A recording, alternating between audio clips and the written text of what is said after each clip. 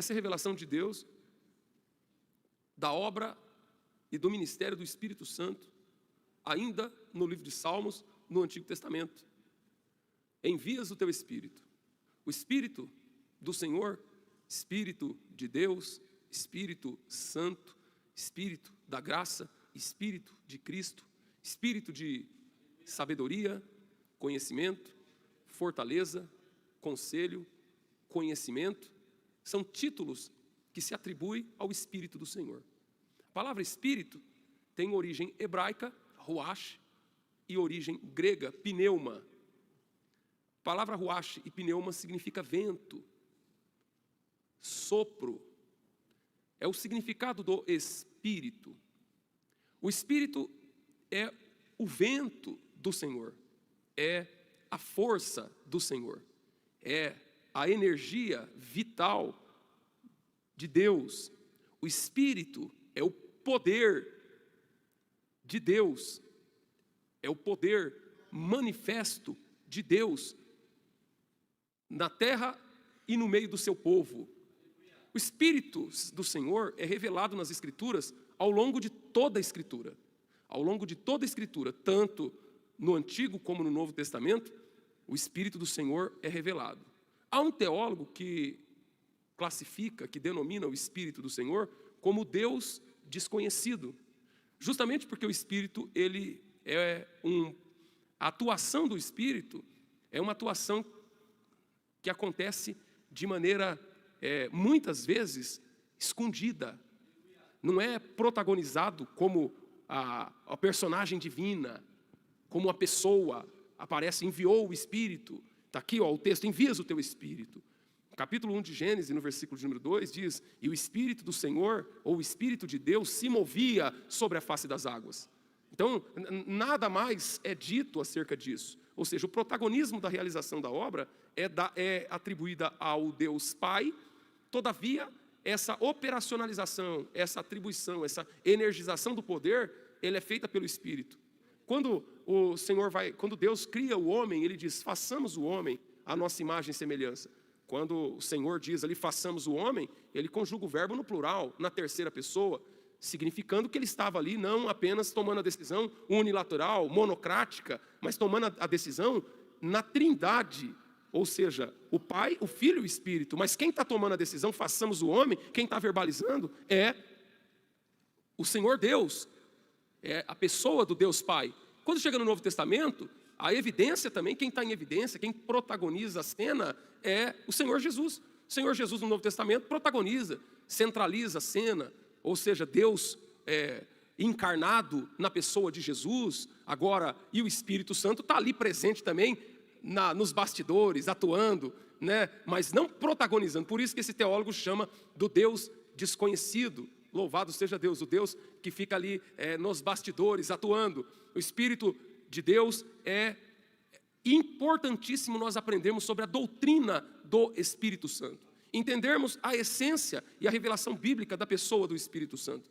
Porque o Espírito Santo está presente ao longo das Escrituras. Desde o primeiro capítulo, do primeiro livro da Bíblia, o Espírito Santo se apresenta. Quando a Bíblia diz que o caos reinava sobre a criação divina e a Bíblia dizia: a terra era sem forma e vazia e havia trevas sobre a face do abismo, mas o Espírito Santo estava ali presente, pairando sobre as águas, aguardando a ordem divina para ele começar a atuar para ele começar a atuar na reposição da lei e da ordem que precisava vigorar no mundo que estava ali dominado pelo caos. Quando vai criar a humanidade, está a presença do Espírito Santo, dizendo: façamos o homem à nossa imagem e semelhança, como eu disse há pouco. E a Bíblia ainda nos diz que fez, no capítulo 2 de Gênesis, versículo de número 7, fez o Senhor Deus o homem do pó da terra e soprou em suas narinas. E soprou nas suas narinas, ou seja, o Espírito que está no homem, ele é oriundo do sopro divino que o Senhor Deus introjetou no homem. E a Bíblia diz: soprou o Senhor Deus em suas narinas e o homem foi feito alma vivente. A partir daquele momento, ele recebeu a vida divina. Então, se nós estamos vivos, se nós estamos caminhando de um lado para o outro, se nós temos a nossa vida, se nós estamos aqui de pé, se há a presença dessa energia vital que faz você acordar todos os dias, que faz você fazer as suas tarefas, o seu trabalho, os seus projetos, é por causa dessa vida que foi dada pelo Senhor, da própria essência, do próprio sopro divino, a presença do Espírito. Louvado seja o nome de Jesus. É importante nós observarmos o ministério do Espírito Santo. Importantíssimo nós observarmos o ministério do Espírito Santo. O Espírito Santo atuando na criação. O Espírito Santo atuando na obra da criação humana. O Espírito atuando na ordem da natureza. O Espírito Santo que coloca ordem em toda a natureza. Toda a vida manifesta na natureza é oriunda do próprio Deus. E vem da onde? Vem do Espírito do Senhor. O Espírito do Senhor, ele está presente na natureza. O Espírito do Senhor, ele está presente nas Escrituras, pois a verdade bíblica, a verdade da palavra de Deus, a verdade inerrante das Escrituras, esse livro sagrado que nós chamamos de Bíblia, ele é o que é, não por outro motivo, senão pela inspiração do Santo Espírito de Deus. Não fosse a inspiração divina no livro sagrado, não fosse a inspiração, a Bíblia seria um livro como outro qualquer. Não fosse a inspiração divina, a Bíblia seria um livro comum, um livro que não teria nenhuma importância, mas o que faz a Bíblia ser um livro, o livro dos livros, o que faz a Bíblia ser viva, o que faz a Bíblia ser poderosa, o que faz a Bíblia ser a revelação de Deus, a boca de Deus falando conosco, é a inspiração do Espírito Santo, a inspiração divina das Escrituras, a iluminação divina. E quando nós estamos lendo a Bíblia Sagrada, o que acontece? Acontece um fenômeno inexplicável, porque uma coisa é você ler qualquer outra coisa, é você ler uma matéria qualquer, um manual de instrução, um livro pedagógico, um livro de romance, uma revista, uma matéria jornalística. Você pode ler muitas coisas que podem trazer boas informações para você. Outra coisa é quando você se depara com um livro sagrado, com um livro que nós chamamos de Bíblia. Quando você abre a página da Bíblia, louvado seja Deus, e começa a ler, acontece que a origem, a inspiração divina, a presença do Espírito Santo nas Escrituras, na revelação das Escrituras está aqui, mas ao mesmo tempo, a um só tempo, o Espírito Santo também está em nós. O Espírito Santo também habita em nós. Louvado seja Deus. E o apóstolo São Paulo, quando escreve aos Efésios, no capítulo de número 1, versículo 18, ele diz: tendo os vossos olhos iluminados.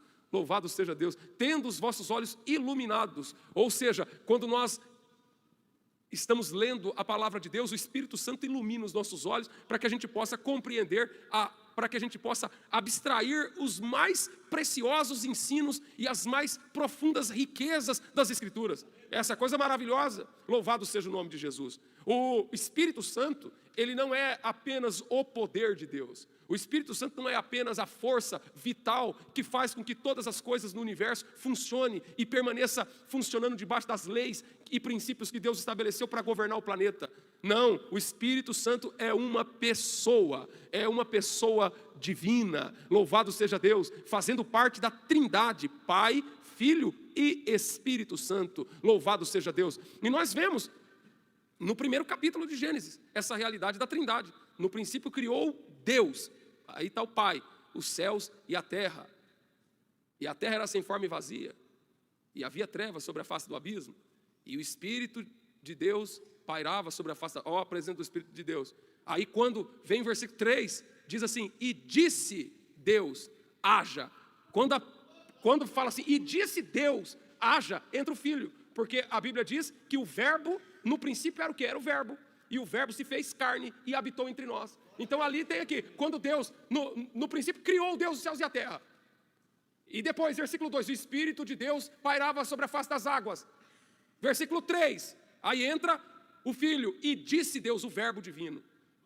Todas as coisas foram feitas por Ele, e nada do que foi feito se fez sem Ele. Então nós temos aí a revelação, logo nos primeiros 3 versículos da palavra de Deus, a revelação da Trindade, louvado seja o nome do Senhor. E o Espírito de Deus, ele é oriundo de Deus e comunica conosco para nos despertar para as coisas do Senhor. Nós jamais conseguiríamos estar na graça de Deus, compreender as coisas de Deus, ser estimulados a compreender e a buscar as coisas de Deus, não fosse a ação direta do Espírito de Deus em nós. Não fosse a ação direta do Espírito de Deus em nós.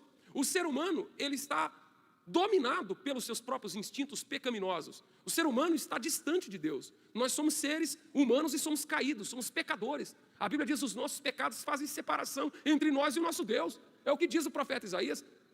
Os nossos pecados fazem separação. E outra, além dos nossos pecados, existem forças espirituais da maldade, principados, potestades, hostes espirituais que estão a serviço do reino das trevas para levar a humanidade ao engano, para levar a humanidade às trevas espirituais. Não bastasse a nossa própria natureza caída, adâmica, que nos impulsiona inexoravelmente ao pecado, ainda há Satanás e os demônios que trabalham para que a gente continue nesse estado de negridão espiritual, de trevas espirituais. E como então o homem caído pode se aproximar de Deus? Como o homem caído pode ter... nós jamais conseguiremos compreender as coisas de Deus por nós mesmos. Nós estamos enclausurados num buraco, numa caverna sombria, numa caverna tenebrosa. Todo ser humano está enclausurado numa caverna tenebrosa. E não for a luz do Espírito de Deus para brilhar em nossos olhos para a gente compreender as coisas de Deus, a gente jamais conheceria Deus. E esse despertar de Deus em nós, ele não é autoproduzido. Não adianta eu querer falar, não, eu vou por mim mesmo, não. A gente jamais conseguirá servir a Deus se não for o Espírito Santo. Se não for o Espírito Santo atuando em nós, não tem como a gente servir a Deus, irmão. O homem não pode por si só produzir, se relacionar com Deus. Na verdade, por que a religião, religião, o mundo tem milhares de religiões. O mundo, a história da humanidade é repleta. É o quê? É repleta de religiões. Para todo lado que você vai tem uma religião. E cada dia que passa tem uma religião nova surgindo. E a religião é o quê? É uma tentativa do homem chegar perto de Deus, se religar com Deus. E a graça vai na contramão, porque na graça não é o homem que busca Deus, é Deus que caça o homem. É Deus que caça o homem, é Deus que vai atrás do homem. É Deus que se dispõe ao encontro do homem e revelar a justiça dele para o homem. Louvado seja o nome do Senhor. Por isso que no Salmo de número 51, o salmista, quando peca, quando ele comete aquele pecado de adultério e assassinato, o Davi, ele ora a Deus e fala, Senhor, não me lance fora da tua presença e não retire de mim o teu Espírito Santo. Não me lance fora da tua presença e não retire de mim o teu Espírito Santo. Porque se nós temos irmãos, o que faz a gente vir para o culto, o que faz a gente chegar aqui no culto e ter aquela força para louvar, ter aquele ânimo para buscar Deus, não é o arroz e feijão que você come, não, irmão. O que faz você vir aqui é a força do Espírito Santo que te motiva. As coisas de Deus, a genuína prática das coisas espirituais, ela só é possível pelo Espírito Santo. Não é possível se não for pelo poder de Deus. Se não for pelo poder do Espírito Santo, irmãos, se não tiver o Espírito Santo, por isso que está dizendo assim, envias o teu Espírito. Envias o teu Espírito. Louvado seja Deus. Mais do que nunca, nós precisamos viver e rogar a Deus para que Deus envie o seu Espírito. Envie o seu Espírito em nossas famílias. Envie o Espírito em nossa cidade. Envie o Espírito em nossa igreja. Envie o Espírito para que quando o Espírito vem, ele manifesta a sua presença.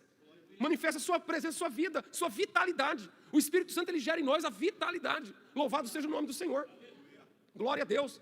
No Antigo Testamento, o Espírito Santo, ele tinha uma atuação específica por causa da realidade da economia de Deus. O plano de Deus era revelado naquelas condições. O Espírito de Deus, ele não manifestava de maneira ampla e abundante. Ele vinha como se fosse a conta-gotas. Ele vinha com uma missão específica. E depois ele voltava para Deus. Ele manifestava de forma pontual, não de forma ampla e sistemática, como a gente vê na dispensação do Espírito, como a gente conhece nos dias de hoje. O Espírito Santo manifestava separando pessoas para obras determinadas. O Espírito de Deus, olha só, separava reis, profetas, sacerdotes. Eles tinham uma comissão especial dada por Deus para realizar essa obra maravilhosa, para fazer a obra do Senhor. Ninguém poderia se atrever a fazer a obra do Senhor se não fosse ungido para aquela finalidade. Ninguém poderia se lançar a fazer a obra do Senhor se não fosse ungido para aquela finalidade. Louvado seja o nome do Senhor.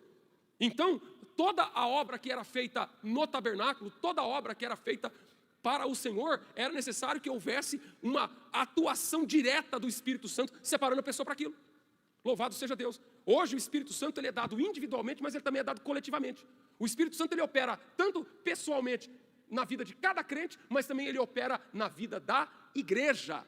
Na vida da igreja. E o Senhor está preparando o povo para o arrebatamento. O Espírito Santo está na igreja para quê? Para preparar o povo para o arrebatamento. Louvado seja Deus. Irmãos, eu não creio numa igreja falida. Eu não creio numa igreja derrubada. Eu não creio numa igreja caída. Eu não creio na igreja fracassada, eu creio na igreja de Cristo. Eu creio na igreja de Cristo. Eu creio na igreja revelada na palavra do Senhor. Mas eu também creio que muitos que estão na igreja não são da igreja. Muitos que estão na igreja não fazem parte da igreja de Cristo. São batizados, têm cartão de membro, participam, mas não pertencem à igreja de Cristo. Essa só é a diferença. Só é a diferença. E é o que revela a Escritura. A Bíblia diz: um será levado, outro será deixado. Estarão dois no campo. Então, porque hoje estão fazendo a maior farra. Nós vivemos numa onda da desconstrução. Vivemos numa onda de uma frouxidão moral e espiritual, em que as pessoas não têm mais temor, não têm mais decência, não têm mais reverência, não preza mais pelos princípios da palavra. E alguém pode dizer: então, se as coisas estão caminhando desse jeito, quer dizer então que a igreja deve estar entrando em colapso. A igreja logo vai perder vai deixar de existir. Claro que não, irmão. Deus sempre teve o povo dele na terra. Louvado seja Deus. O Senhor diz no livro dos Salmos: os meus olhos procurarão os fiéis da terra. Os meus olhos procurarão os fiéis da terra. Louvado seja Deus. Os meus olhos procurarão os fiéis da terra. Glória a Deus. A Bíblia diz que Deus vai vir buscar o quê? Um povo especial, um povo zeloso, um povo de boas obras. Aí quem está bandoleirando por aí? Problema de quem está bandoleirando. A Bíblia diz que quem está sujo, que suje mais ainda. E quem está puro, que se purifique mais ainda. Eu vou buscar o Senhor. Eu vou colocar minha cara no pó. Eu vou dizer: Maranata, a hora vem, Senhor Jesus. Senhor, eu estou aqui. Louvado seja Deus. Todos os dias eu dobro meu joelho e falo: Senhor, o Senhor sabe que eu sou fraquinho. O Senhor sabe que eu sou cheio de fragilidades, de falhas. Mas eu estou aqui na tua presença, Senhor. Tem misericórdia, me sustenta na tua graça. Me sustenta na tua graça maravilhosa. Louvado seja Deus. Me ajuda a ficar firme na doutrina. Me ajuda a ficar firme na fé que eu aprendi desde a minha mocidade a buscar o Senhor. Enquanto muitos estão se entregando, abrindo os pontos, negociando os valores da fé, o Espírito de Deus está preparando o povo de Deus para o arrebatamento. Louvado seja Deus.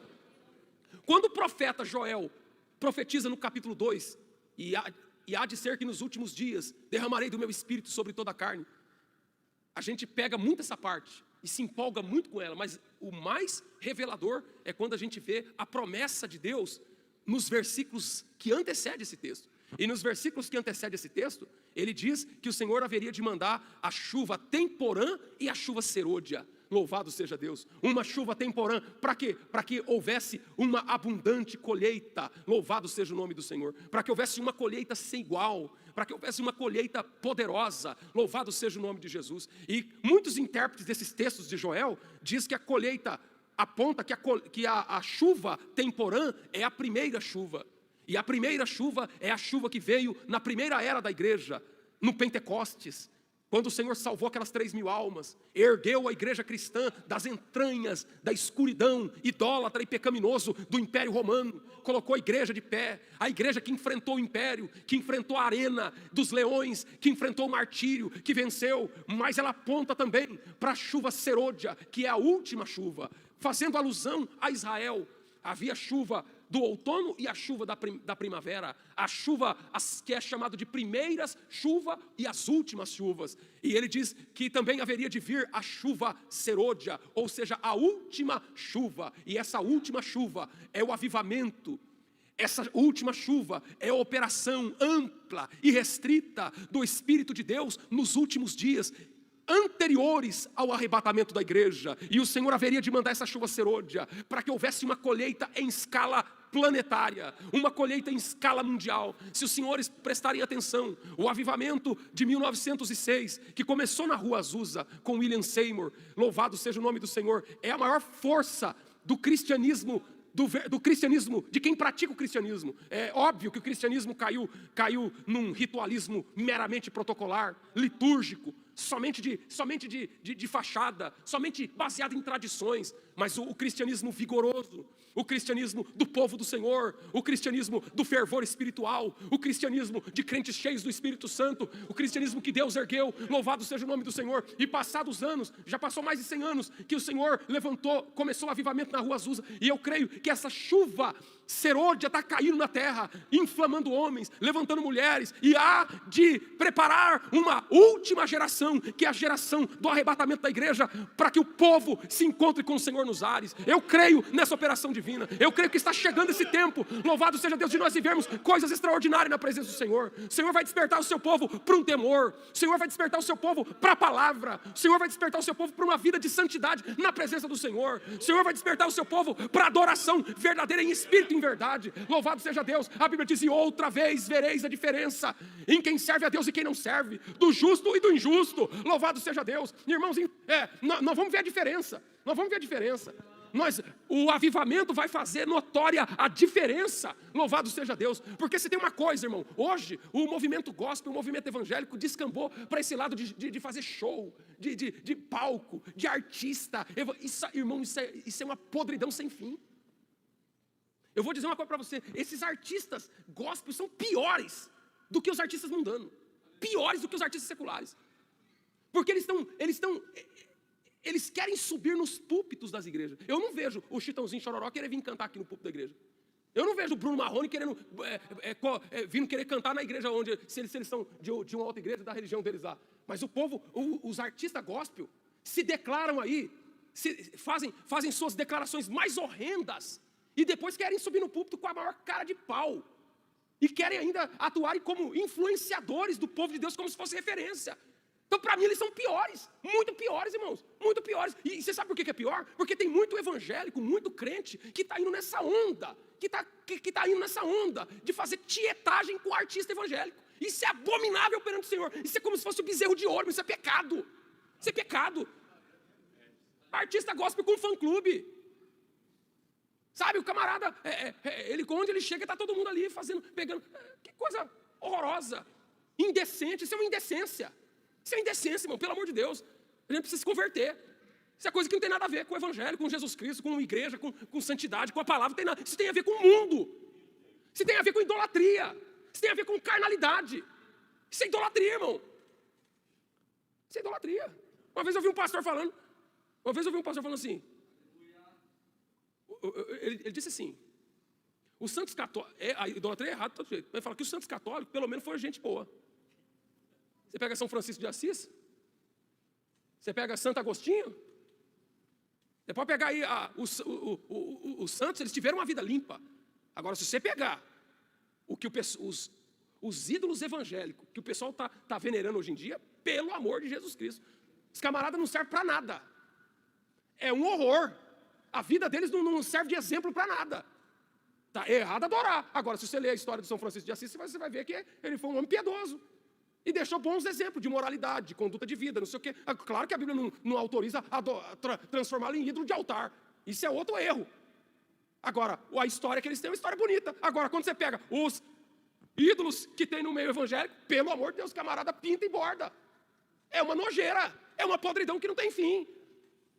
E o povo lá com a maior cara de pau adorando esse povo, fazendo tietagem, fazendo fã-clube, correndo atrás dessas coisas esquisitas, que não tem nada a ver. Isso aí para mim é bezerro de ouro, irmão. Pelo amor de Deus, que o Senhor nos volte, nos dê graça, pelo Espírito de Deus, para nós servirmos a Deus. Envias o teu Espírito, e são criados. Envias o Espírito, e são criados. E assim, vem o renovo de Deus. Louvado seja o nome do Senhor. Se um dia você foi batizado com o Espírito Santo, se um dia você recebeu a virtude do Espírito Santo, você não pode se contentar em deixar a tua vida espiritual ser paralisada. Você não pode se contentar em deixar a sua vida espiritual ficar estagnada. Você não pode se contentar em deixar a sua vida espiritual parada no tempo. Você tem que viver uma vida renovada pelo Espírito Santo. O Espírito Santo que um dia atuou na tua vida, nunca deveria parar de ter atuado. O Espírito de Deus que um dia te deu aquela alegria, aquela força, aquela garra para você servir a Deus com todo entusiasmo. O Espírito Santo que te salvou um dia, que fez a obra na tua vida, que te colocava debaixo de um temor, que te impulsionava para as coisas de Deus. A Bíblia diz: envias o teu Espírito e são criados, e assim renovas a face da terra. Irmãos, relacionar com o Espírito Santo é nos colocar à disposição para que Deus possa nos renovar a cada dia. Se você não tiver impregnado na sua alma a necessidade de viver uma vida renovada no Espírito, o teu ministério, a tua chamada, a tua vida na igreja vai ser um fiasco. Porque a pior coisa que, irmão, um culto sem o Espírito de Deus não dá para aguentar. Sem o Espírito de Deus, você não consegue orar 10 minutos, 3 minutos, você já está com o joelho arrebentado. 3 minutos. Eu não dou 3 minutos. Tem gente que não ora 3 minutos. Tem gente que não ora. Irmão, eu sou pastor e eu fico botando reparo, eu reparo mesmo. Tem gente que não ora 3 minutos. Tem gente que cisca para lá, cisca para cá, mas não ora. Mas não ora nem com reza braba. Pelo amor de Deus. E eu fico pensando, porque o Espírito de Deus, E por quê? Porque em nós existe uma carne velha que detesta orar. Essa carne que está em nós não gosta das coisas de Deus. Não suporta, irmão, as coisas de Deus. É por isso que a Bíblia diz, mortificai os vossos corpos que estão sobre a terra. É por isso que a Bíblia diz, quem quiser me seguir, negue a si mesmo. Porque essa carne precisa ser neutralizada. Louvado seja Deus, precisa ser renunciada. Precisa ser crucificada. O velho homem precisa ser crucificado. Para que haja a liberdade do Espírito Santo de atuar na nossa vida. Mas não adianta, irmão, sem o Espírito de Deus você não consegue orar 1 minuto. Não consegue, irmão, não consegue. 1 minuto parece que é 2 horas. Fala, rapaz, mas já está doendo. Não consegue ficar 10 minutos de joelho. Pelo amor de Deus. Que coisa esquisita.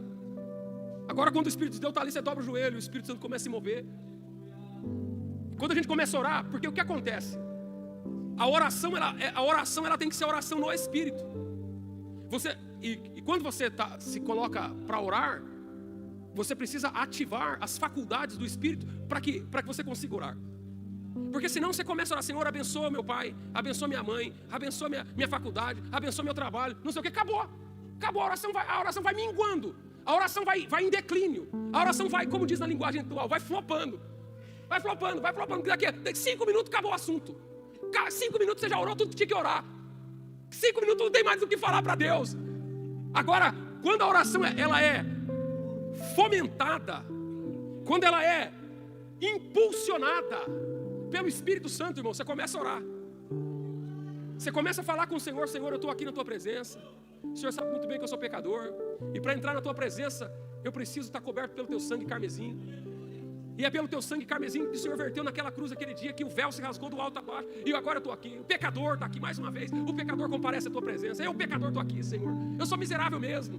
Louvado seja Deus, eu sou cheio de defeito. Porque quando a pessoa não tem o Espírito Santo, ou quando ela está meio enferrujada em relação às coisas, não é que ela não tem o Espírito Santo, ela até tem o Espírito Santo, só que ela não alimenta o Espírito Santo, ela não dá lugar para o Espírito Santo, ela até tem o Espírito Santo, é uma injustiça eu dizer que não tem. Uma pessoa tem, mas é aquela chama bruxuleante, sabe aquele fogo que está quase apagando? Sabe aquela vela que já chegou aquela vela que já consumiu todo o pavio e está ali, no talo da vela, ali já está acabando. Sabe quando está acabando o gás de cozinha e começa a empretejar a panela? Está daquele jeito, irmão. Agora quando você começa a buscar com a presença do Espírito Santo, ele vai te impulsionando. Daqui a pouco, irmão, começa a vir tanto assunto.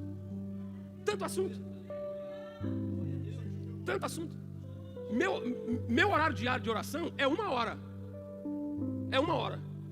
Meu propósito é 1 hora. Eu dobro o joelho para orar 1 hora. E quantas vezes, irmão? Quando eu vou ver, já passou mais de 1 hora, largado. E aquela coisa queimando dentro do coração, e o assunto vem. E quando o assunto não vem, Deus dá mistério. Aí você começa a falar em mistério. Aí você embala no mistério. E Deus começa a te despertar para as coisas espirituais. Agora, sem o Espírito Santo, irmão, aí o culto parece que tem 1000 toneladas nas nossas costas, aquele culto pesado. Aquela oração que não vai nem com bomba. Aí você sabe qual que é o grande problema das pessoas? É que ela espera dar dor de barriga para começar a orar. Aí ela fica assim, no desespero, porque precisa alguém ir para a UTI, precisa acontecer uma coisa muito ruim. Aí ela lembra que é crente, lembra que tem não sei o quê. Aí ela começa a viver naquele, ai meu Deus, ai meu Deus, ai meu Deus, ai meu Deus, ai meu Deus, ai meu Deus. E aí ela entra naquela pilha. E aí deixa todo mundo doido na igreja. Ora pro fulano, ora pro fulano, ora pro fulano, ora pro irmão. Que é isso? Louvado seja Deus, a Bíblia diz que Paulo andava de cidade em cidade. E quando ele chegava numa cidade, o Espírito Santo já avisava que ele ia passar na cidade. Porque quem está no Espírito, irmão, é avisado pelo Senhor. É cuidado pelo Senhor. Ele está sempre na esfera espiritual. Então eu estou aqui nessa noite para dizer para você que você precisa de renovo. Eu sei que você já fez muita coisa para Jesus. Eu sei que você é usado por Deus. Eu sei que você tem o Espírito Santo. Mas precisa de renovo. Precisa de renovo. Irmão, vai ter congresso. Vai ter congresso. E tem gente que está esperando chegar ao congresso para ver se recebe um ânimo da parte de Deus. E não está errado. Porque é uma boa esperar o congresso para receber um renovo da parte de Deus. Aí quando acaba o congresso, o congresso acaba no sábado, é o último dia. No domingo de manhã, irmão, você já levanta a mão e pede misericórdia. Senhor, me renova. Fala, meu Deus, mas já não recebeu? Me renova, porque agora eu preciso andar renovado até.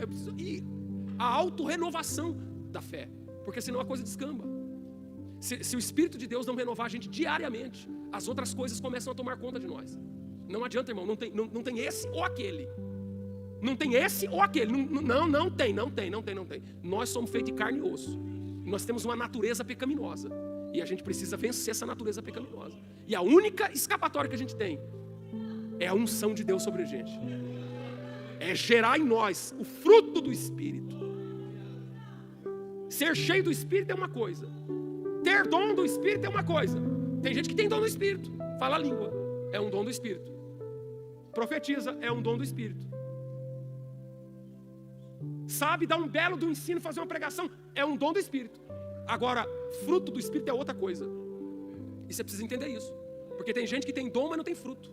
E a Bíblia diz, a gente conhece a árvore pelo dom. Ah, mas o fulano é profeta. Ele revela até o número da tua carteira de trabalho. Carteira de trabalho é duro, né? Porque não tem. Ele revela até o número do teu RG, o número do endereço da tua casa, sei lá, essas baboseiras que tem por aí. Mas e aí, irmão? É por aí que Jesus mandou a gente conhecer? Você conhece a árvore pelo fruto os conhecereis. Tem fruto de justiça? Se não tem, você está andando atrás de dom. Aí eu fico com pena de você se estiver andando atrás de dom. Nosso negócio é fruto. Se deu fruto, eu glorifico a Deus. Se não deu fruto, irmão, eu fico os dois pés atrás.